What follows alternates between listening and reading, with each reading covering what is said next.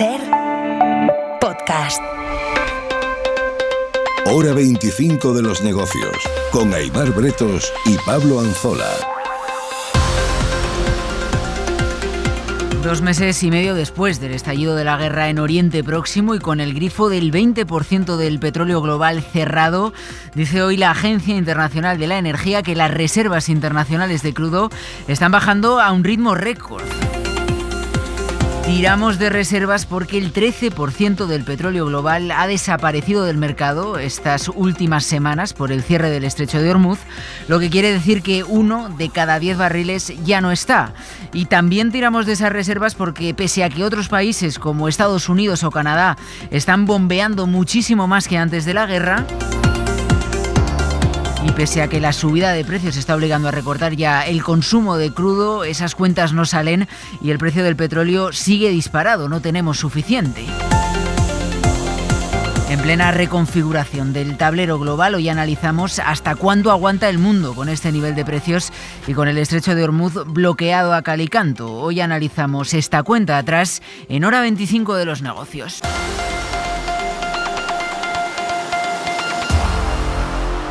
No country is immune to the effects of this crisis. And it's not only oil and gas, because the Strait of Hormuz was a route. Ningún país está a salvo de esta crisis. Era el mensaje contundente que lanzaba este lunes el director ejecutivo de la Agencia Internacional de la Energía. Una crisis derivada del cierre del estrecho de Hormuz, que lo cierto es que lleva tiempo acaparando titulares y no es para menos porque, según ese organismo, el conflicto ha provocado ya la mayor disrupción energética de la historia. The war in the Middle East is creating the largest supply disruption in the history of the global oil market. Ya en marzo, solo 2 semanas después del inicio de la guerra, Fatih Birol advertía de la mayor disrupción nunca vista en el mercado del petróleo, y lo que hoy hemos conocido también de la mano de ese organismo es un pronóstico parecido o incluso peor.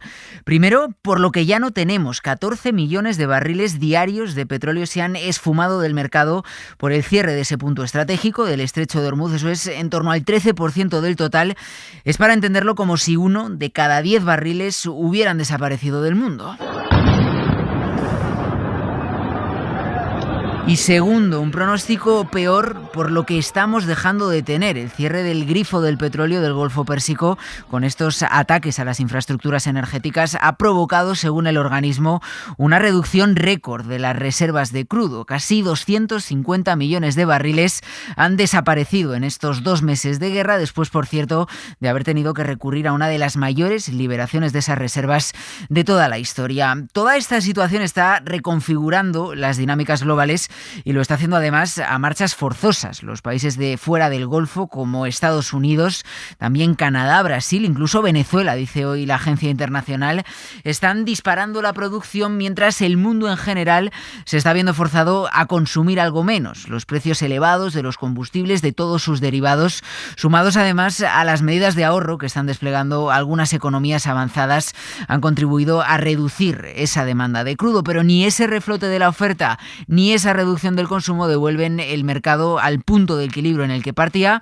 Eso hace que el petróleo sea hoy un 50% más caro que antes de la guerra, y eso hace también que el organismo advierta de que es probable que veamos mayor volatilidad en los precios hasta este verano, mayor volatilidad después de toda la que llevamos estas últimas semanas.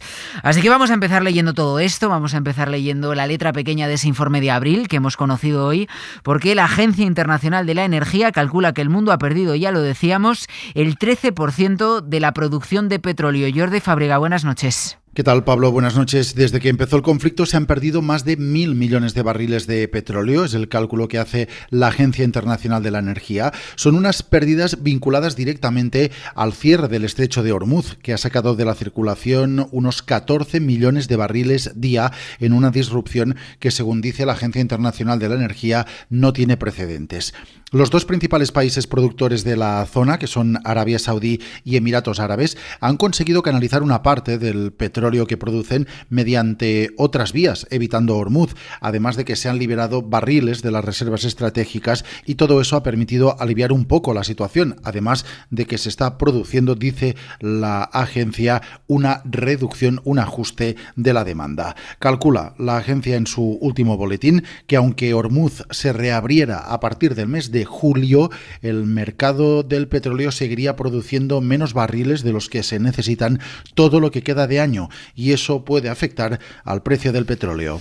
Jordi, y otra preocupación que destaca el organismo es el daño irreparable que ha tenido el conflicto sobre el estrecho de Hormuz, las amenazas, los ataques, las negociaciones que van y vienen. Todo ese cóctel ha minado la confianza sobre el que hasta ahora era un punto estratégico para el tránsito ya no solo del petróleo, sino de muchísimos otros productos. Sí, el temor que expresa la agencia a través de su director general es que si el estrecho de Hormuz se ha cerrado una vez, puede volver a cerrarse. Lo que dice el director de la agencia es que Hormuz ha perdido ya su reputación como vía segura y que eso va a transformar totalmente el mapa energético, básicamente porque habrá agentes, tanto países como empresas, que van a preferir evitar el riesgo de comprar petróleo que tenga que atravesar este estrecho. Es decir, buscarán o otros proveedores que no sean países de Oriente Medio o que, en caso de serlo, tengan otras vías para exportar petróleo y gas a través, por ejemplo, de oleoductos. Eso les permitirá evitar Hormuz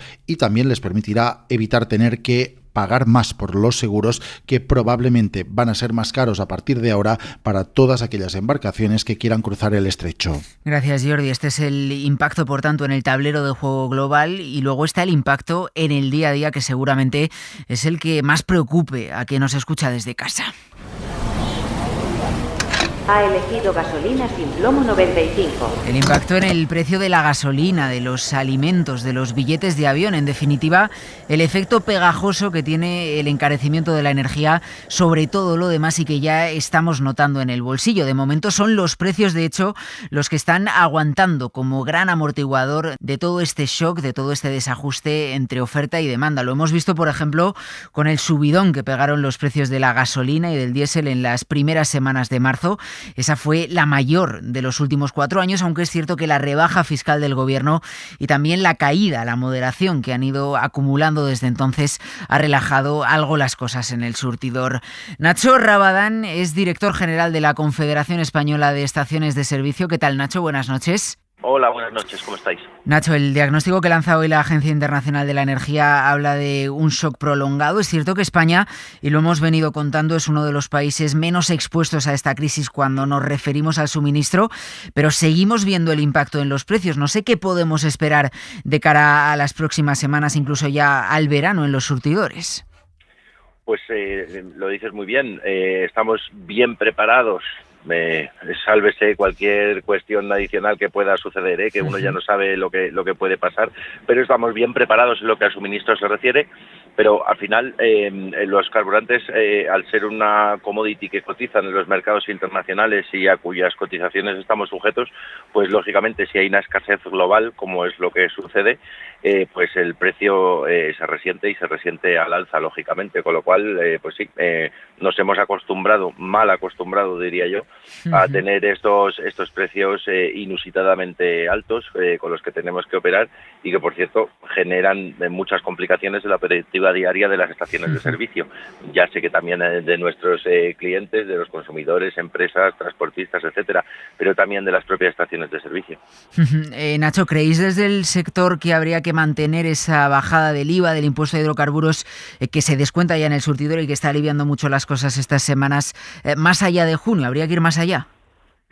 Nosotros entendemos que sí. La situación sigue siendo muy volátil, de mucha incertidumbre, con muchas variaciones intradía, con muchas variaciones de un día para otro, y entendemos que es un momento de ser prudentes.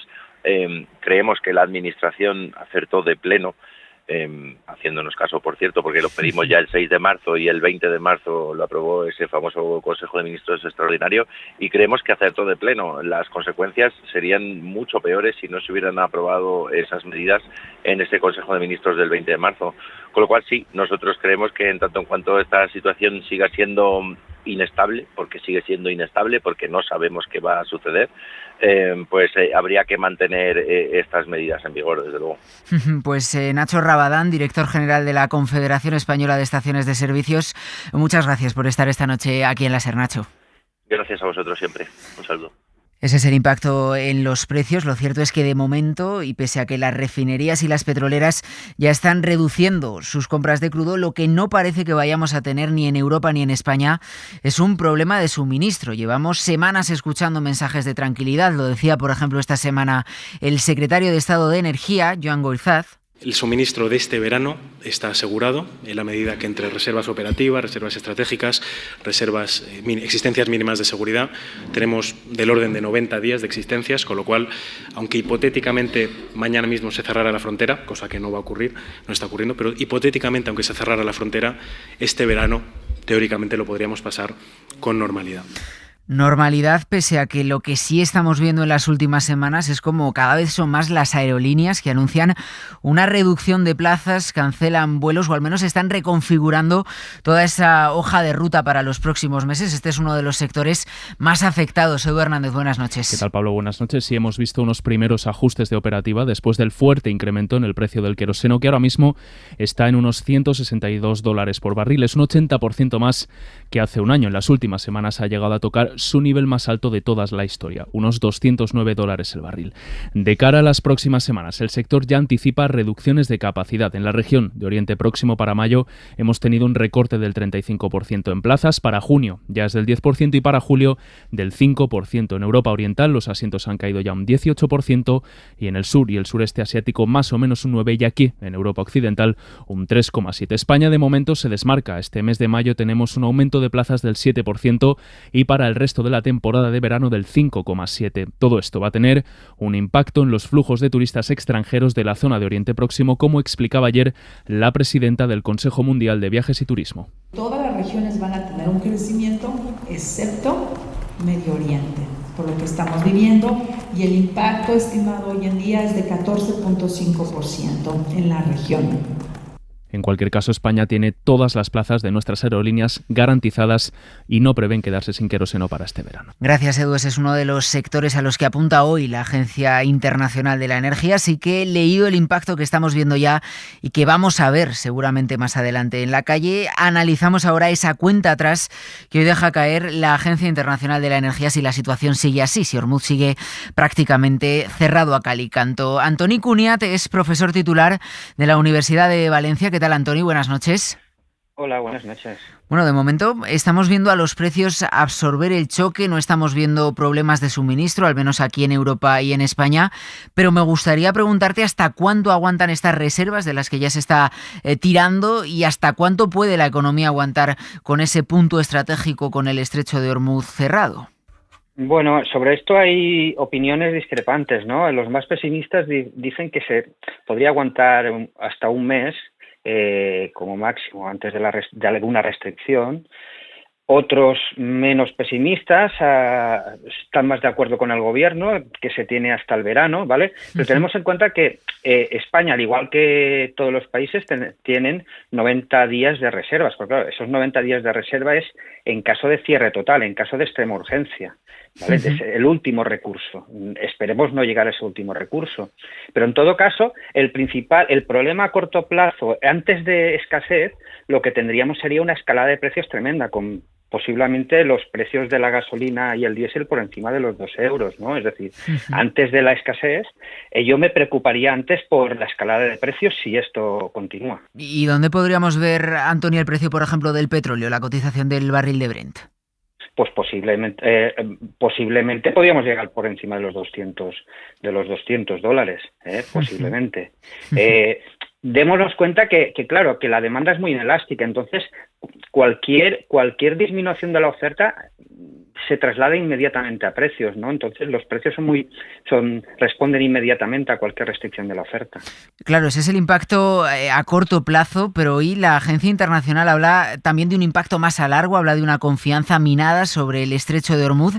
Dice que no se va a recuperar. No sé, Antoni, si hay alternativa a este estrecho por el que pasaba en torno al 20% del petróleo mundial antes de la guerra. Claro, es que aunque se abriera hoy mismo, es decir, no se tardaría en restablecer el flujo normal en un día, es decir, se tendrían que poner en marcha la refinería, se tendría que poner en marcha, es decir, que se tardaría meses todavía. Ese es el gran problema, que incluso en la mejor de las hipótesis que se restablezca el tráfico de Hormuz a la normalidad, no veríamos normalidad inmediatamente, sino que se tardaría todavía unos meses, ¿no? Y ese es un problema que está a la vista, ¿no?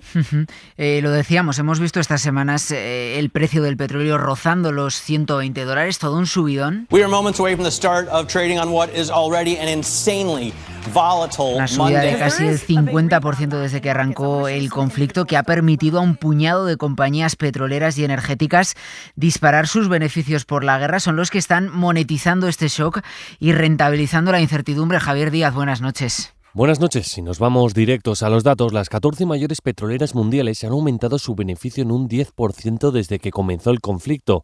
Aunque pueda parecer poco, son 73.300 millones de euros más que el año pasado. Eso sí, no todas están ganando por igual. Las europeas han disparado beneficios. BP los ha multiplicado por 5. Shell ha ganado un 20% más. Total Energies un 50% más. Y Repsol, por ejemplo, ha aumentado sus beneficios en este periodo un 154%. Y es que mientras que las petroleras europeas tienen mucha actividad de refinado y distribución a las gasolineras, las americanas están más enfocadas en la extracción de crudo y se han visto perjudicadas por el conflicto. Si nos vamos a los datos, ConocoPhillips ha ganado un 23% menos, Chevron un 37% menos y Exxon ha ganado un 46% menos. Gracias, Javier. Esos son los nombres propios que deja el conflicto. Destaca hoy, sin embargo, la Agencia Internacional de la Energía que países como Estados Unidos, como Canadá, Kazajistán, incluso menciona a Venezuela, están bombeando a todo trapo. Vuelvo contigo, Antoni. No sé si esos países son los que ganan o al menos los que menos pierden con este conflicto. Sí, vamos a ver, en términos netos ganan porque, es decir, sustituyen parte de la producción de ese 20% que se ha reducido la producción, parte lo compensa ellos. Digo parte porque no pueden cubrir, obviamente no pueden cubrir esos 14 millones al día de barriles menos, ¿no? Pueden cubrir como máximo, en la mejor de las hipótesis, una cuarta parte, ¿no? Entonces, sí que ganan, ¿vale? Sí que ganan en términos, esos países ganan, pero recordemos que el precio del petróleo, aunque tenemos también el de Texas, es un mercado global, por tanto los consumidores americanos también se ven perjudicados, pero en términos netos Estados Unidos gana, así como por ejemplo España y los países europeos perdemos todos, consumidores y productores. En Estados Unidos hay ganadores y perdedores, pero en términos netos estos países mejoran. Pues Antoni Cuniat, profesor titular de la Universidad de Valencia, gracias por estar esta noche aquí en La SER. Un abrazo. Vale, gracias. Hasta luego. No ship is allowed to pass the Strait of Hormuz. The Strait of Hormuz is a critical transit route. The first time in history, Iranian officials say the El country bloqueo de Hormuz, que sigue provocando esa cuenta atrás, que sigue retirando petróleo del mercado global. Con ese impacto que hemos leído hoy, que proyecta la Agencia Internacional de la Energía y que también está pasando factura un día más en los mercados. Hora 25 de los negocios, con Aimar Bretos y Pablo Anzola.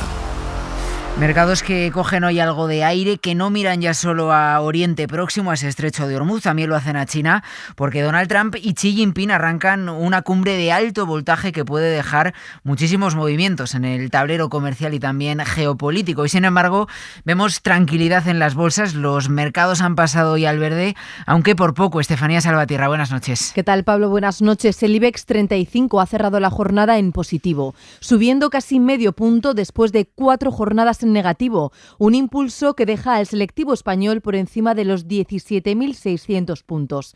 Es el sector de la construcción y el de las infraestructuras el que tira del parqué. Casi un 7% ha subido en esta jornada Arcelor. En el resto de las bolsas europeas vemos un comportamiento similar, siendo la referencia Eurostock y la bolsa de Milán los valores que más suben. Los dos mercados se anotan un 1%. Gracias, Estefanía. Víctor Álvar González, socio fundador de Next Step Finance. ¿Qué tal? Buenas noches. ¿Qué tal, noches? ¿Cómo estáis? Bueno, no sé, Víctor, si esta cumbre puede dejar grandes titulares económicos y, por tanto, si el poco movimiento que vemos hoy responde a que los mercados están esperando.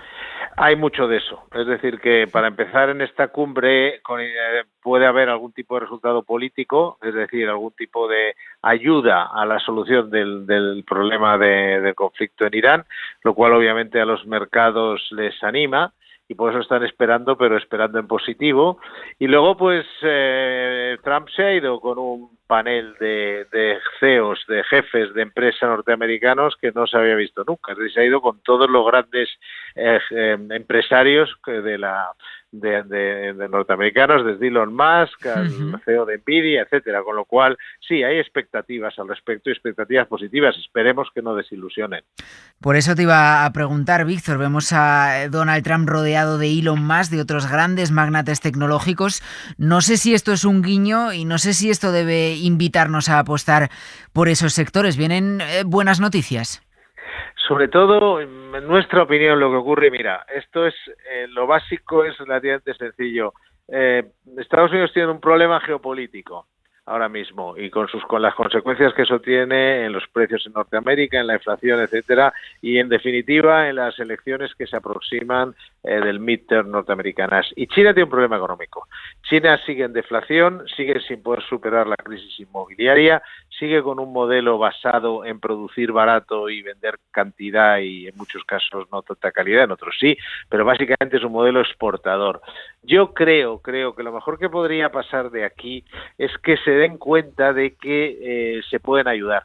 Es decir, Estados Unidos necesita la ayuda de China para quitarse de encima el problema de Irán y conseguir un acuerdo que le permita salir a Trump con la cabeza, digamos, alta de ese follón en el que se ha metido.